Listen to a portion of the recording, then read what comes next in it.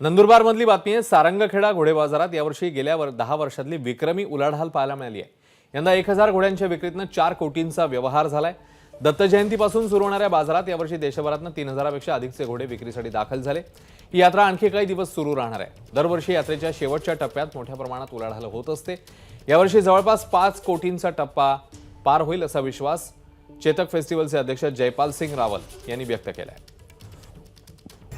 यावर्षी खरं म्हणजे 3.5-4 कोटीची उलाढाल झालेली आहे आणि जवळपास 3500च्या वर इथं आपल्याला घोडे आपल्याला अश्व दाखल झाले होते आणि त्याच्यातनं जवळपास 1800-1900 घोडे विकले गेलेले आहेत। बाजारामध्ये खरं बघायला गेलं तर 20-25 लाखाचा घोडा जास्ती किमतीचा विकला गेलेला आहे। तो त्याची नोंद आहे किंवा नाही त्याची माहिती नाही, परंतु निश्चितच तेवढ्या किमतीचा घोडा विकला गेलेला आहे। एबीपी माझा, उघडा डोळे बघा नीट।